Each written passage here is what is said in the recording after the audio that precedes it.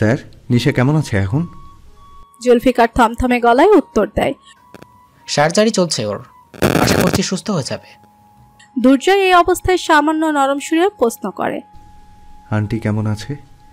জুলফিকার সামান্য হেসে বলে ওঠে, এইমাত্র আমাকে শাসিয়ে গেল। 2 দিন পর নিশার বার্থডে, সেই উপলক্ষে অগ্রিম একটা চমৎকার সাইকেল অর্ডার করেছে ও। নিশা সহ সুস্থ পায়ে সেই সাইকেলে বসতে না পেরে তাহলে ওর পা ভেঙে দিবে বলেছে। জুলফিকারের হেসে বলা কথার আড়ালে লুকিয়ে থাকা দীর্ঘশ্বাস টের পেয়ে দুর্জয় বলে ওঠে, এক মুহূর্তের জন্য নিজেদের মধ্যে ঝামেলাটা মস্তিষ্ক থেকে মুছে ফেলুন। আপনাদের আরেকটাও পরিচয় আছে, আপনারা দুজনেই নিশার আব্বু আম্মু। এই মুহূর্তে আপনাদের দুজনেরই মেন্টাল সাপোর্ট প্রয়োজন। মনোমালিন্য ভুলে কিছু সময়ের জন্য সেই মেন্টাল সাপোর্টটা একে অপরকে প্রোভাইড করুন। জুলফিকার থমথমে স্বরে জবাব দেয়, এক হাতে তালি বাজে না দুর্জয়। আর তাছাড়াও আমি নাইমার সব শর্ত মেনে শুধুমাত্র এই কারণে নিশার কাস্টাডি ওকে দিয়েছিল, কারণ আমি মনে করতাম নাইমার থেকে ভালো করে কেউ আমার মেয়ের খেয়াল রাখতে পারবে না। কিন্তু এখন বুঝতে পারছি নিশা নিরাপত্তার ঘাটতি রয়েছে ওর মায়ের সাথে। তাই আমার মেয়ে সুস্থ হয়ে নিজের বাড়ি ফিরবে, এবার তার বাবার বাড়িতে 24 ঘন্টা সম্পূর্ণ নিরাপত্তার অধীনে থাকবে ও। দুর্জয় কিছু বলতে নিবে তার আগে জুলফিকার বলে ওঠে, তোমার মাথায় অলরেডি অনেক চিন্তার পাহাড় জমে আছে দুর্জয়। এইসব নিয়ে ভেবে শুধু শুধু সময় নষ্ট করো না, সব ধ্যান এবং জ্ঞান মিশনে দাও। সময় হলে হসপিটালে এসে নিশার সাথে দেখা করে যেও, ও তোমাকে দেখলে খুশি হবে খুব। Roger that. ফোনটা রেখে দিয়েই দুর্জয় তার পরিধেয় শার্টের উপরে দুটো বোতাম খুলতে খুলতে ব্যালকনির দরজার দিকে এগিয়ে যায়। বারান্দা হতে রিসোর্টের সীমানার ভেতরে একটা বাচ্চা শিশুকে বাস্কেটবল হাতে দৌড়াদৌড়ি করতে দেখে দুর্জয় অনিমেষ সেই পানে তাকিয়ে রয়। চোখের সামনে ভেসে ওঠে সোনালী অতীত। নতুন স্কুলে ভর্তি হওয়ার কিছুদিনের মধ্যে স্কুলের স্পোর্টস ক্লাবের একজন সক্রিয় মেম্বার হয়ে ওঠে দুর্জয়। পড়াশোনার পাশাপাশি নিজের দুর্দান্ততার প্রকাশ দেয় বাস্কেটবল করতে। বছরের মাঝামাঝি সময় তখন হাফ ইয়ারলি এক্সামের রেজাল্ট প্রকাশিত হওয়ায় 2 দিন পরের ঘটনা।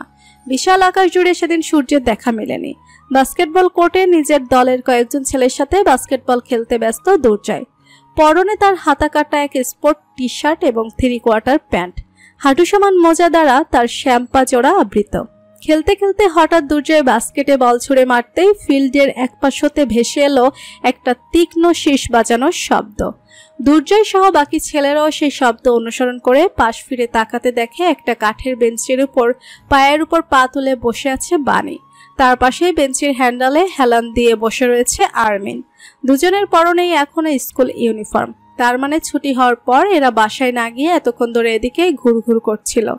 দুর্জয়ের স্বাভাবিক মুখখানা এবার শক্ত রূপ ধারণ করলো। এই মেয়ের সমস্যা কোথায় তা সে খুব ভালো করেই বুঝতে পারছে। এসব অহেতুক কাজ করে সে দুর্জয়ের নজরে পড়তে চাইছে।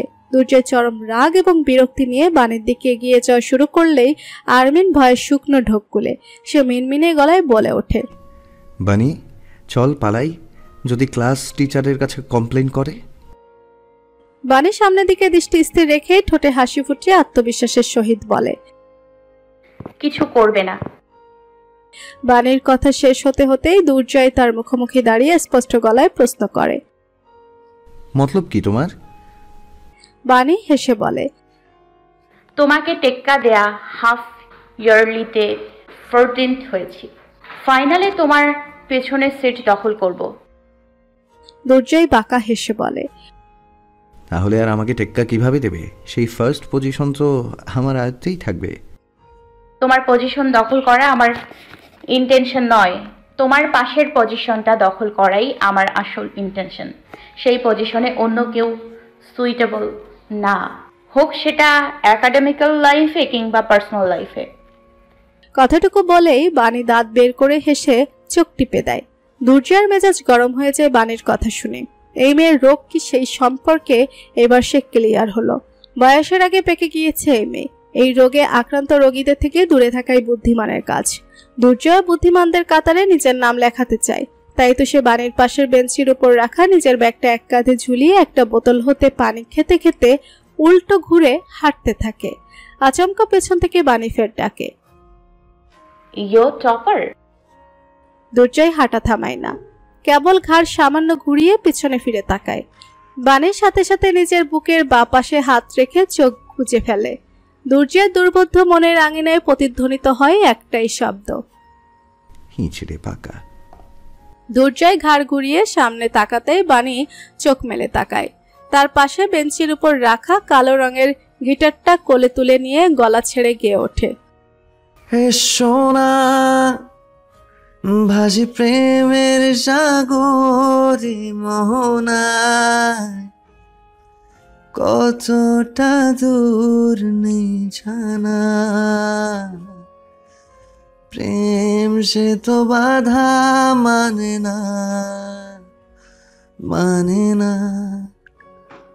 প্রেমের সাগর ভেজা চাদর তোমার মাঝে নাও আমাকে, নিবিড় করে বাসব ভালো, ভীষণ আদর দেব তোমাকে। অতীতের পাতা উল্টে বর্তমানে ফিরে আসতেই এত বছরে প্রথমবারের মতো বাণী নামক মেয়েটার কথা ভাবতে বসে দুর্জয়ের অবচেতন মন। সদা প্রফুল্ল শাস্যোজ্জ্বল মেয়েটা তার বর্তমান ব্যক্তিগত জীবনে কেমন আছে, ভালো আছে তো? ছোট প্রশ্নটা মন গহীনে উকি দিতেই দুর্জয় নিজের প্রতি বিরক্ত বোধ করে। এই অযাচিত আগ্রহের মানে কি? বাণী কেমন আছে তা ভাবা নিশ্চয়ই দুর্জয়ের কাজ নয়। মাথা থেকে বাণী নামক ভাবনাকে ছেড়ে ফেলে রুমে ফিরে আসে দুর্জয়। আজ রাতের অপেক্ষা রইল কেবল। কালকে রইস দিলদারকে একবার হাতে নাতে ধরতে পারলেই কেবল অনেক গুরুত্বপূর্ণ তথ্য পাওয়া যাবে। রাত তখন হয়তো 8:15 বাজে। বাড়িতে প্রবেশ করতেই হিরণের সামনে পড়ল এক চক্ষু শীতল দৃশ্য। সম্পূর্ণ লিভিং এরিয়া জুড়ে ছোট ছোট পা ফেলে বন্নি দৌড়ে যাচ্ছে, তার পিছু পিছু দৌড়াচ্ছে বাণী। দুই মা মেয়ের মুখেই একই ধরনের হাসি। দাঁতের পাটিতে থাকা গেজ দাঁত যেন সেই হাসির সৌন্দর্য আরো বাড়িয়ে দিচ্ছে। আচমকা দৌড়াতে গিয়ে কার্পেটের সাথে পা লেগে বন্নি পড়ে যেতে নিলেই হিরণ বড় বড় দুটি কদম ফেলে এগিয়ে গিয়ে মেয়েকে বুকে তুলে নিল। হিরণকে দেখতেই বাণীর পা চড়া থমকে গেল, মুখের হাসি মিলিয়ে গেল মুহূর্তে। সেই দৃশ্যটুকুও হিরণের চক্ষুগোচর হয়নি। সে খুব সূক্ষ্মভাবে সেই দৃশ্যটাকে এড়িয়ে গিয়ে মেয়েকে বলে, ঠিক আছে মা। বন্নি পাপার গলা জড়িয়ে ধরে বলে, বাবা সামি, মাম্মা আমাকে হাইড করছিল। হিরণ চোখ সরু করে বলে, পাপা এসে পড়েছি না, এখন আর পারবে না। পাপা মাম্মার থেকেও ফাস্ট দৌড়াতে পারে। বন্নি হেসে বানের দিকে তাকিয়ে বলে, মাম্মা এখন আমাকে আর পাপাকে ক্যাচ করে দেখাও। বাণী শুষ্ক মুখে অনাগ্রহ নিয়ে ধীর গলায় শুধায়, মাম্মা টায়ার্ড এখন মা। বাণীর অনাগ্রহের কারণ কি তা বুঝতে অসুবিধা হয় না হিরণের। সে তাই আর বাণীকে বিরক্ত না করে মেয়েকে কোলে নিয়ে এগিয়ে যেতে নিলেই বাসার বাহির হতে ভেসে আসে গাড়ির হর্নের শব্দ। মুহূর্তেই হিরণ সতর্ক দৃষ্টি মেলে দরজার দিকে তাকায়। এই মুহূর্তে তো কারো আসার কথা নয়, তাহলে এই অসময়ে কে তার বাড়িতে আসলো? হিরণের ভাবনার মাঝেই তার সব থেকে কাছের এবং বিশ্বস্ত লোক ইবাদ ব্যস্ত পায়ে বাড়ির ভেতর প্রবেশ করে। হিরণকে দেখতে পেয়ে সে আর বিলম্ব না করে বলে ওঠে, স্যার, শমশের স্যার এসেছে, এক্ষুনি প্রবেশ করবে। হিরণের চেহারা মুহূর্তেই বদলে যায়। সে দ্রুত পায়ে এগিয়ে মেয়েকে বাণীর কোলে দিয়ে বলে, উপরে যাও রাইট নাও, রুম ভিতর থেকে লক করে দাও। আমি ছাড়া অন্য কারো কথাই দরজা খুলবে না। বাণী টু শব্দ কিংবা পাল্টা প্রশ্ন করে না। তার শান্ত মন জানে এত বছর ধরে এই অতিথিহীন ঘরে হুট করে শমশের নামক সেই লোকের আগমন কোনো ভালো লক্ষণ নয়, নিশ্চয়ই সাংঘাতিক কোনো ব্যাপার। সে অপেক্ষা না করে এক প্রকার ছুটে মেয়েকে নিয়ে উপরে চলে যায়। হিরণ শান্ত ভঙ্গিতে দরজামুখো হয়ে দাঁড়ায়। তার পাশেই তীরের মতো দৃষ্টি মেলে দাঁড়িয়ে রয়েছে ইবাদ। শমশের মজুমদার বেশ সংখ্যক লোক নিয়ে মুখ্য দ্বার দিয়ে বাড়ির ভেতর প্রবেশ করে হেসে বলে ওঠে, হিরণ মাই সান, তোমাকে সারপ্রাইজ দিতে চলে এলাম।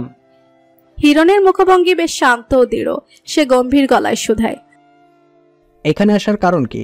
আমি নিজেই একটু পর আপনার বাসার উদ্দেশ্যে রওনা হতাম মিটিংয়ের জন্য। শমশের মজুমদার কোনো ভনিতা ছাড়া একটা সোফায় গিয়ে পায়ের উপর পা তুলে হেসে হেসে বলে, তোমাকে কষ্ট দিতে চাইনি আমি। যেই মিটিং আমার বাসায় হওয়ার কথা ছিল তাই এখন এখানে হবে। আর তাছাড়া আমি এখানে আরেকটা উদ্দেশ্য এসেছি। আমার বৌমা আর নাতিকে দেখছি না, তারা কোথায়? হিরণ রুক্ষ দৃষ্টি মেলে একবার শমশের মজুমদারের পেছনে উপস্থিত বাকিদের দেখে নেয়। রইস দিলদার সহ আরো গুরুত্বপূর্ণ মানুষ এখানে উপস্থিত রয়েছে। হিরণের দৃষ্টি গিয়ে স্থির হয় রইস দিলদারের পাশেই দাঁড়িয়ে থাকা এক রাশভারী মুখশ্রীর যুবকের দিকে, আব্রাহাম। ইদানিং শমশের মজুমদারের সাথে প্রায় সর্বত্র এই যুবকের দেখা মিলে। হিরণ আব্রাহামের থেকে দৃষ্টি সরিয়ে শমশেরের দিকে তাকায়। শমশেরের ঠোঁটের কোণে বাঁকা হাসি। সেই হাসির রহস্য হিরণ জানে। যেই সত্য এখন সূর্যের আলোর মতো স্পষ্ট, তার লুকানোর মানে হয় না। সে নীরবে ফোন বের করে ডায়াল করে ব্যক্তিগত একটা নাম্বার। কলটা রিসিভ হতেই হিরণ শীতল গলায় শুধায়, বৌনিকে নিয়ে নিচে এসো। ব্যাস, ছোট্ট বাক্যের আদেশ বর্তানো শেষ করেই হিরণ ফোনটা ফের প্যান্টের পকেটে চালান করে দেয়। কিঞ্চিৎকাল সময় পেরোতেই সিঁড়ি বেয়ে ধীর পায়ে নেমে আসে এক পরিপূর্ণ নারী। তার কোলে গলা জড়িয়ে কাঁধে মুখ লুকিয়ে রেখেছে এক ছোট্ট শিশু। বাণী নিচে নেমে হিরণের পিছু এসে থামে। এর সামনে আর পা বাড়ানোর সাহস নেই তার। শমশের হেসে বলে ওঠে, আরে ছেলের আকাশের দেখি একটা না দুইটা চাঁদ। হিরণ কোনো প্রত্যুত্তর করে না, সে নীরবে দাঁড়িয়ে রয়। শমশের নিজেই ফের বলে ওঠে, কই আমার দাদু ভাইয়ের মুখটা দেখি। বাণী প্রশ্নবোধক দৃষ্টি মেলে হিরণের পানে তাকায়। হিরণ চোখের ইশারায় বলে মেয়েকে কোল থেকে নামাতে। বাণী তাই করে। বন্যি ঘুরে শমশের মজুমদারের মুখোমুখি তাকাতে শমশের মজুমদার দেখে হালকা গোলাপি রঙের একটা ফুটফুটে পুতুল যেন দাঁড়িয়ে আছে। গায়ের রংটা বাপমা মিলিয়ে উজ্জ্বল ফর্সা বর্ণের, মাথায় ঘাড় সমান পাতলা চুল, চোখের পাপড়িগুলো বেশ ঘন। শমশের এক পলক বন্যিকে আগাগোড়া পরখ করে নিয়ে হাস্যোজ্জ্বল গলায় বলে ওঠে, দাদু ভাই দূরে কেন দাঁড়িয়ে আছো?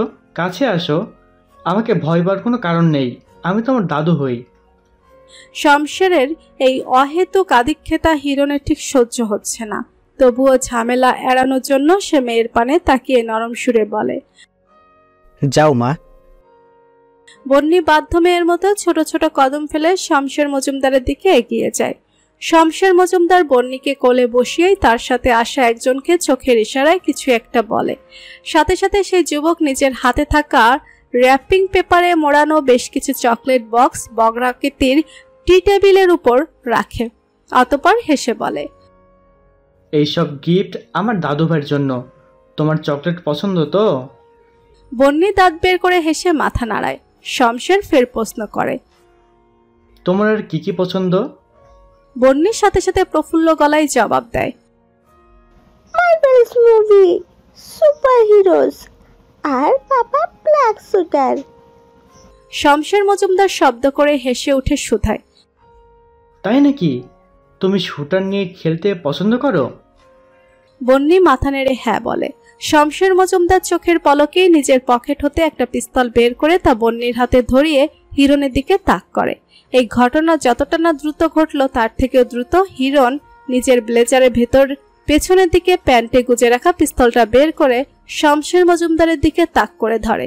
মুহূর্তেই পরিস্থিতি বদলে যায়। হিরণের লোকের এবং শমশের মজুমদারের লোকেরাও নিজেদের পিস্তল বের করে একে অপরের দিকে তাক করে। শমশের মজুমদারের ধূর্ত কর্মকাণ্ড এবং হিরণের পাল্টা প্রতিক্রিয়া দেখে বাণী পাথর বনে যায়। গোল গোল চাহনিতে বরফের ন্যায় জমে যায় সে। বহু কষ্টে তার গলা চিরে বেরিয়ে আসে দুটো শব্দ, আমার মেয়ে। হিরণের কর্ণগোচর হয় না সেই ছোট্ট দুটি শব্দ। তার মেয়ের মুখের পানে তাকিয়ে তারও বুক মুচড়ে উঠছে, কিন্তু সেই দুর্বলতাটুকু প্রকাশের অবকাশ নেই তার। একটা প্রবাদ বাক্য অনুযায়ী বলা হয়ে থাকে, একই বনে কখনো দুটো সিংহ রাজা হতে পারে না। তেমনই পাপের সাম্রাজ্যেও একসাথে দুজন বাপ কখনো থাকতে পারে না। বাণীর অবিরত হৃদয় কাঁপছে, নিঃশ্বাস ভারী হয়ে এলো তার। কি করতে চাইছে শমশের? মেয়ের হাতে তার বাবাকে খুন করবে? নিজেদের মতো বন্যির হাতও রক্ত মেখে নোংরা করতে চাইছে? দুর্দম্য দুশ্চিন্তা ও ব্যাকুলতায় ছটফট করছে বাণী। তীব্র অস্থিরতায় তার মনস্তাত্ত্বিক অবস্থা এলোমেলো হয়ে পড়ে। নিজের অজান্তেই সে এক হাতে হিরণের ব্লেজারের কোণের দিকটা চেপে ধরে। হিরণ অনুভব করলো বাণীর অস্থিরতা, তবুও সে নিজেকে শান্ত রাখার যথাসাধ্য চেষ্টা করলো। অন্যমনস্ক হলে চলবে না তার। হিরণ আরেকটু শক্ত করে পিস্তলটা আঁকড়ে ধরতে আচমকা শমশের মজুমদার শব্দ করে হেসে ওঠে। হাসতে হাসতে তিনি বন্যির হাতে চেপে ধরা পিস্তলটা নামিয়ে নিলেন। অতঃপর মস্করা সুরে বললেন, হিরণ, ভয় পেয়ে গেছিলে নাকি? মেয়েকে খুব ভালোবাসো বুঝি। মেয়ের জন্য পাপ সমতুল্য পালকের দিকে পিস্তল তাক করতেও দ্বিধা করলে না? হিরণ অতি সন্তর্পণে নিজের রাগটুকু গিলে তাক করা পিস্তলটা নামিয়ে নেয়। মুহূর্তেই বাকি সকলের পিস্তলও নেমে যায়। বাণী যেন হাত ছেড়ে বাঁচল। বন্যী বোকার ন্যায় সবার দিকে তাকিয়ে আছে। এইমাত্র ঘটে যাওয়া ঘটনার আগাগোড়া কিছুই তার ছোট্ট মস্তিষ্ক বুঝে উঠতে পারেনি। হিরণ নরম স্বরে মেয়েকে কাছে ডাকতে বন্যী এক লাফে শমশের মজুমদারের কোল হতে নেমে তার দিকে দৌড়ে চলে যায়। হিরণ চোখের ইশারায় বাণীকে বলে মেয়েকে নিয়ে উপরে চলে যেতে। বাণী আর অপেক্ষা করে না, সে নিজের প্রাণ ভোমরাকে বুকে আগলে নিয়ে দ্রুত পায়ে উপরে চলে যায়। হিরণের উপর ক্রুদ্ধ স্বরে বলে ওঠে, বনি কিংবা বাণী আমার এই জগতের অংশ নয়। ওদেরকে কেউ এই জগতের অংশ করুক তা আমি চাই না। কেউ সেই দুঃসাহস দেখালে আমি তাকে ছেড়ে দিব না। হিরণের বলা কথাটাই যেন মুখে মজা পেল শমশের। সে কৌতুক করে বলল, আরে আমি তো মজা করছিলাম কেবল, আর মজা নয়। এবার কাজের কথায় আসা যাক। কাজের কথা শুনতেই হিরণ শান্ত হয়ে শমশেরের মুখোমুখি এক সোফায় বসে পড়ল। সচল মস্তিষ্কের সম্পূর্ণ ধ্যানটুকু নিবেশ করল নিজেদের পরবর্তী পরিকল্পনা বাস্তবায়নের আলোচনার প্রতি। শমশের ঠোঁটের কোণে জয়ের হাসি ফুটিয়ে বলে, লেফটেন্যান্ট কর্নেল জুলফিকার মুস্তাবা হাত ধুয়ে নেমেছে আমাদের সন্ধানে। যদিও ওনার মেয়ের মাধ্যমে ওনাকে সতর্ক করা হয়েছে ইতিমধ্যে, কিন্তু জুলফিকার যে সেই সতর্ক বার্তাকে তেমন কোনো তোয়াক্কা করবে না তা আমি ভালো করেই জানি। হাজার হোক স্বাধীন রাষ্ট্রের সৈন্য বলে কথা, এদের রক্ত ফুটানো পানির ন্যায় টকবকে। সেই টকবকে রক্ত ঝরানোর আলাদা মজা আছে। হিরণ পাষণ্ড মুখে বলল, ভুল করেছেন। জুলফিকার মুজতবার মেয়েকে নিয়ে সাজানো খেলায় একজন সৈন্য মারা গিয়েছে। জুলফিকার মুজতবা ও তার স্পেশাল ফোর্স এই বিষয় ভুলে যাবে ভাবছেন? কখনোই না। তারা এখন আরও সক্রিয় হয়ে আমাদের পিছনে পড়বে। একজন সাধারণ নাগরিকের তুলনায় একজন শহীদ সৈন্যের রক্তের দাম ঢের বেশি। স্বামী নামক ওই সৈন্যের মৃত্যুতে জুলফিকার মুজতাবা এবং তার স্পেশাল ফোর্স আঘাত পেয়েছে। আর আপনি জানেনই তো, জঙ্গলে অক্ষুণ্ণ বাঘের তুলনায় আহত বাঘ বেশি হিংস্র হয়। শমশের মজুমদার ক্রুর হেসে বললেন, হিংস্র বাঘকে পোস্ট মারাতে আমি জানি। তাই তো পরবর্তী পরিকল্পনা বাস্তবায়নে আর দেরি করব না, সময় এসেছে। শীঘ্রই আর একটা বাজিমাত করব। এই পর্যায়ে হিরণের ঠোঁটের কোণেও হাসি ফুটে ওঠে। সে প্রশ্ন করে, এই মহান পরিকল্পনা বাস্তবায়নের দায়িত্ব তবে কে পাবে? শমশের মজুমদার বুক ফুলে উচ্চারণ করে একটি নাম, আব্রাহাম। হিরণের দৃষ্টির সাথে সাথে গিয়ে স্থির হয় শমশেরের পেছনে রইস দিলদারের পাশে দাঁড়িয়ে থাকা যুবকের দিকে। তীক্ষ্ণ দৃষ্টি সম্পন্ন যুবকের মধ্যে কোনো ভাবান্তর দেখা গেল না। সে স্থির চিত্তে রোবটের ন্যায় দাঁড়িয়ে আছে। এই যুবক এত বড় দায়িত্বের ভার বহন করবে? হিরণের চোখে মুখে অসন্তুষ্টি ফুটে ওঠে। এত অভিজ্ঞ লোক থাকতে দুদিনের এই ছেলেকে এতটা ভরসা কেন করছে শমশের মজুমদার? নিশ্চয়ই তার পিছনে বড় কোনো কারণ আছে। হিরণের অসন্তোষ মুখভঙ্গি দেখে শমশের শুধায়, ও নিজের কাছে এতটা পারদর্শী সেই প্রমাণ ইতিমধ্যে আজ জুলফিকার মুস্তাফাকে শিক্ষা দেওয়ার মাধ্যমে দিয়ে ফেলেছে। ওকে কেউ অবিশ্বাস করুক তা আমি চাই না। হিরণ নিজের অসন্তুষ্টি আর প্রকাশ করল না, তবে তা সম্পূর্ণ আড়ালও করল না। সে গম্ভীর স্বরে প্রশ্ন করে, প্ল্যান ম্যাপ রেডি? আব্রাহাম নামক সেই রাশভারী যুবক এক মুহূর্ত অপেক্ষা না করে এগিয়ে এসে টি টেবিলের সামনে দাঁড়ায়। নিজের হাতের রোল করা বিশাল কাগজটা টি টেবিলের উপর মেলে দিতেই সাদা কাগজের উপর দেখা যায় এক অদ্ভুত নকশা। এই নকশা বড় ভয়ঙ্কর, এই নকশা বড় বিধ্বংসী। সেই নকশার পানে চেয়ে এক ঝাঁক চোখ জলজল করে ওঠে। ফুটে ওঠে তাদের ঠোঁটের কোণে ক্রূর হাসি। দেশবাসী যে রক্তের খেলা রীতি ঘটেছিল ভেবে স্বস্তির নিঃশ্বাস নিচ্ছে, সেই রক্তের খেলা তো কেবল শুরু। বারান্দায় থাকা আরাম কেদারায় আয়েশি ভঙ্গিতে পিঠ ঠেকিয়ে চোখ বুজে রেখেছে এক পুরুষ। দক্ষিণা বাতাস চিত্ত শীতল করে দিতেই ক্ষণিকের প্রশান্তিতে সে চন্দ্রঘোরের মতে। তার সেই চন্দ্র ভাব কাটে তীক্ষ্ণ ফোনের রিংটনের শব্দে। চোখ মেলে ফোনটা হাতে নিতে স্ক্রিনে ভেসে ওঠে ইংরেজিতে 5 শব্দের একটা নাম। বুকে জমে থাকা দীর্ঘশ্বাসকে হাওয়ায় মিলিয়ে দিয়ে সে ফোনটা রিসিভ করে কানে দিতেই অপর প্রান্ত হতে এক নারী কণ্ঠ বলে ওঠে, ভুলে গিয়েছো আমাকে? এই প্রশ্নটা করতে তুমি কল দিয়েছো? তুমি কি আমার কল পেয়ে বিরক্ত হও দুর্জয়? দুর্জয় নিষ্পাপ দৃষ্টি মেলে রাতের আকাশের দিকে তাকায়। সে কিভাবে বোঝাবে যে সে পালিয়ে বেড়াচ্ছে ওই বাড়ি থেকে, ওই নারী থেকে? সে খুব ব্যস্ত হয়ে নিজেকে আড়াল করে রাখতে চাইছে। দুর্জয় মলিন গলায় শোধায়, আমি তোমার প্রতি কখনো বিরক্তি প্রকাশ করেছি? ফোনের অপর পাশের নারীর গলা এবার খানিকটা নরম হয়ে এলো। উদাস স্বরে প্রশ্ন করে, আজকের তারিখটা মনে আছে তোমার? দুর্জয় নীরব রয়। এখন হয়তো রাত 12টার উপর বাজে। বছর ঘুরে সেই দুর্বিষহ তারিখটা তবে এসেই পড়ল। সত্য হতে অজান্তা নারী নিশ্চয়ই খুব আয়োজন করে আজকের দিনটাই দুঃখ বিলাস করবে। ভাবনার জগৎ থেকে বেরিয়ে এসে দুর্জয় বলে, ভুলিনি। দুর্জয়ের ছোট্ট 2 শব্দের জবাবের পিঠে সেই নারী বলে উঠল, আর বিরক্ত না করি তোমায়। দুর্জয় এবার নরম কণ্ঠে প্রশ্ন করে, তুমি ভালো আছো মামুনি? ফোনের অপর পাশ হতে এবার খানিকটা নাক টানার শব্দ এবং তার সাথে ব্যস্ত গলায় বলা কিছু শব্দ ভেসে এলো। আমি ভালো নেই দুর্জয়। 6টা মাস ধরে তুমি বাড়ি ফিরছো না। তোমার কি মনে হয় আমি বুঝি না যে তুমি কেন বাড়িতে আসো না?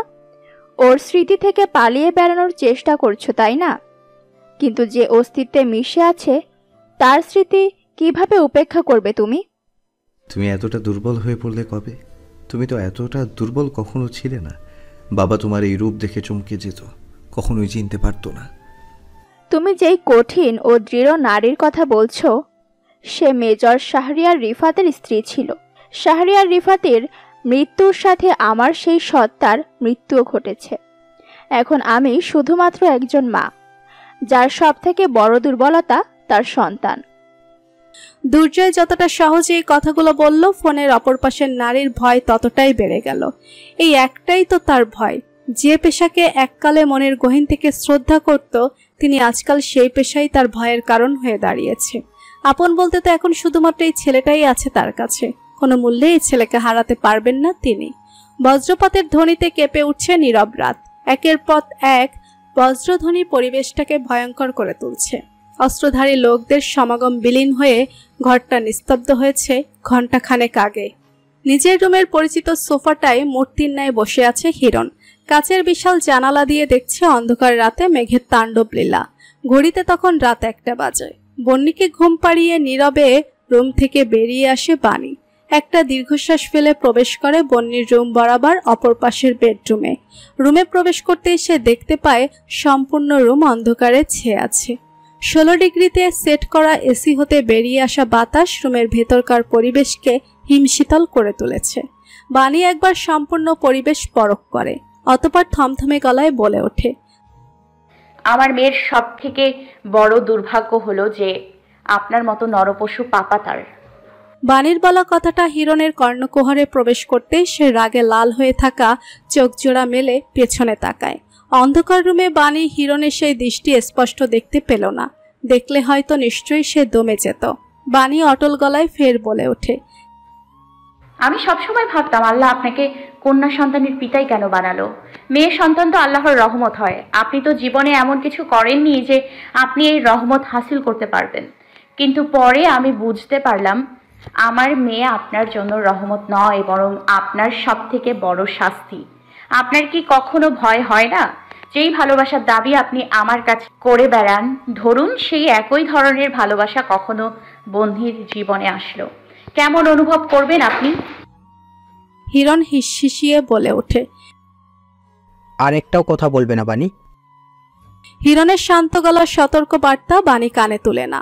তার সহ্যেরও একটা সীমা রয়েছে। আজকে নিচে ঘটে যাওয়া ঘটনা সে মোটেও মেনে নিতে পারছে না। সেই শমশের মজুমদার যখন তার মেয়ের হাতে পিস্তল চেপে ধরেছিল, তখন বাণীর মনের অবস্থা কিরকম ছিল তার একমাত্র সাক্ষী উপরওয়ালা। বাণী হিরণকে তোয়াক্কা না করে বলে, ভয় পাচ্ছেন? বনির ভাগ্য আমার মতো হয়ে যায় কিনা সেই ভয় পাচ্ছেন? মেয়ের চোখে নিজের ঘৃণা দেখার সম্ভাবনাও আপনাকে ভীত করে তুলছে। হিরণের ধৈর্য শক্তি হারায়। সে ক্ষিপ্র গতিতে এগিয়ে গিয়ে বাণীর গলা চেপে ধরে। হিরণ সন্নিকটে আসার সাথে সাথে বাণী নাকে একটা উটকো গন্ধের ঘ্রাণ টের পায়। এই ঘ্রাণ কিসের তা বুঝতে একটু সময় ব্যয় করতে হয় না তার। সন্তানদের মজলিসে কোন পানীয় বেশি প্রাধান্য পায় তা বাণী ভালো করেই জানে। কিন্তু এই ব্যাপারে আর কোনো কথা বলার সুযোগ পায় না সে। হিরণ তার আগেই ক্ষোভ বিস্তৃত স্বরে বলে ওঠে, আজকে নিচে যে পরিস্থিতির সৃষ্টি হয়েছে তার সম্পূর্ণ দায়ভার তোমার। তোমার খাঁচা ছেড়ে পালানোর ফলেই শমশের মজুমদার তোমাদের পরিচয় জানতে পেরেছে এবং আমার বাড়িতে এসে আমার সামনেই এমন দুঃসাহস দেখানোর সুযোগ পেয়েছে। বাইরের বাতাস গায়ে লাগতেই উড়ার জন্য খুব কিচিরমিচির শুরু করে দিয়েছ, তাই না? কিন্তু আমিও খুব ভালো করে জানি কিভাবে ডানা কাটতে হয়। আমি যত নিজেকে সংযত করার চেষ্টা করি, তুমি ততই আরও টেনে হিচড়ে আমার ভয়ঙ্কর রূপ বের করে আনো। বানের নিঃশ্বাস বন্ধ হয়ে আসার উপক্রম হতে সে নিজেকে ছাড়ানোর চেষ্টা করে, কিন্তু হিরণের দানবীয় হাতে থাবা হতে মুক্তি পাওয়া মুশকিল। বানি আর কোনো উপায়ান্তর না পেয়ে আচমকা মুখ ভর্তি থুতু ছুঁড়ে মারে হিরণের দিকে। হিরণ সাথে সাথে হাতের বাঁধন আলগা করে ফেলে। দমবন্ধকর পরিস্থিতি থেকে মুক্তি পেতেই বানি দুহাতে নিজের গলা ধরে কাশতে শুরু করে। খানিকটা প্রশান্তির আশায় সে চোখ বুজে প্রাণ ভরে নিঃশ্বাস নেওয়ার চেষ্টা করে, কিন্তু আচমকা চুলের মুঠিতে টান খেতেই বানি চোখ মেলে তাকায়। সাথে সাথে সে দেখতে পায় হিরণের ভয়ঙ্কর রূপ, যে রূপকে বানি জমের মতো ভয় পায়। চুলের মুঠি আর একটু শক্ত করে ধরতে বানি চোখ খিচে বন্ধ করে ফেলে। হিরণের চোখ ঠিকরে যেন আগুন বের হচ্ছে। সে আগুন দৃষ্টি মেলে সে বলে, আমাকে রাগে ভালো করোনি বানি। বানি আর কিছু বলার সুযোগ পেল না। তার পূর্বেই হিরণ নিজের হিংস্রতার পরিচয় দেওয়া শুরু করে। বানি কেবল অনুভব করল তার চারপাশটা বিকট শব্দ তুলে ভেঙে গড়িয়ে যাচ্ছে। তার চোখের সামনে ভেসে ওঠে 6 বছর পূর্বের এরকমই এক রাতের দৃশ্য, যেই রাতের প্রহর শুরু হয়েছিল খুন, লাশ এবং রক্ত দিয়ে, আর শেষ হয়েছিল বানির হৃদয় ও দেহ কলুষিত হওয়ার মাধ্যমে। আজও সেই একই রাতের পুনরাবৃত্তি ঘটে। ভোর সকাল তখন। সারা রাতের তাণ্ডব লীলা শেষে প্রকৃতি শান্ত হয়েছে কেবল। ব্যথার তীব্রতায় গায়ে অসহন জ্বর নিয়ে চোখ মেলে তাকায় নিশা। নিস্তব্ধ কেবিনটায় একবার চোখ বিলিয়ে ফের চোখ বুজে নেয় সে। চেতনানাশক ওষুধের রেশ কাটার ফলেই বোধহয় পায়ের কাঁচা সেলাইয়ের জায়গার যন্ত্রণাটা স্পষ্ট অনুভব করতে পারছে সে। তবুও এভাবে স্বস্তি পায় যে পাটা অন্তত অক্ষত আছে। শুষ্ক ওষ্ঠদয়ে ফাঁক করে থেমে থেমে দম নিতে থাকে সে। তখনই মৃদু শব্দে কেবিনেটের দরজাটা খুলে যায়। নিশা চোখ মেলে দরজার দিকে তাকাতেই দেখতে পায় অপ্রত্যাশিত একজন মানুষকে। নিস্তব্ধ ভোরবেলায় নিশার কেবিনে তামজিদ সাহেব নামক এক পুরুষের আগমন অপ্রত্যাশিতই বটে। ইউনিফর্ম বদলে ফর্মাল গেটআপে থাকায় পুরুষের মুখভাব স্বাভাবিকের তুলনায় বেশি থমথমে। নিশার সজাগ মস্তিষ্ক মুহূর্তে মনে করে গতকালকের ঘটে যাওয়া ঘটনাটা। বিকট এক দানবীয় শক্তির প্রলয়ে আচমকা যখন সবাই ছিটকে একক জায়গায় পড়ে, তখন পায়ে আরো গভীর আঘাত পায় নিশা। গুলিবিদ্ধ জায়গা হতে মুহূর্তেই গলগল করে রক্ত বেরোতে থাকে। ধোয়ার চাদরে ঢাকা চারিদিকটা তীব্র ব্যথার তাড়নায় আর দেখার আর সুযোগ হয়নি তার।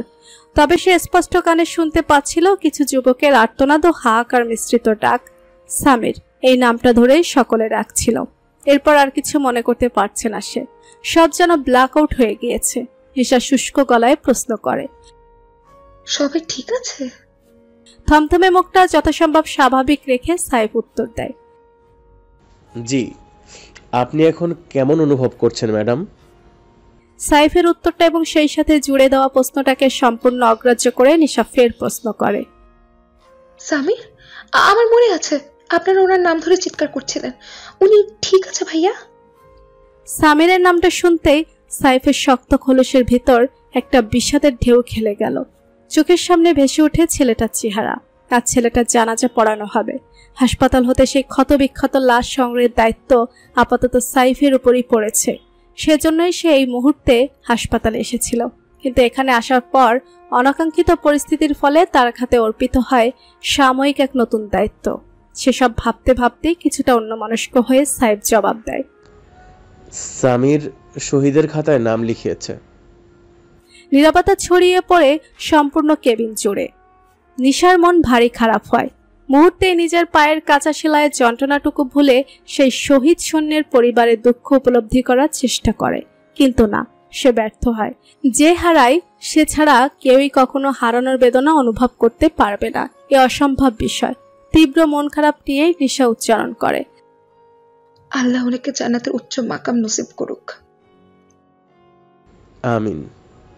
সাহেব বিষণ্ণতাকে একপাশে ঠেলে শুধায়, আমি কেবিনের দরজার বাইরেই আছি, প্রয়োজন হলে ডেকে নিবেন। কথাটুকু শেষ করেই সাইফ বেরিয়ে যেতে নিলে নিশা ধীর গলায় প্রশ্ন করে, আম্মু আব্বু কোথায়? প্রশ্নটুকু কানে পৌঁছাতেই সাইফ পিছু ফিরে তাকায়, তবে প্রশ্নের জবাব দেয় না। নীরব রয়।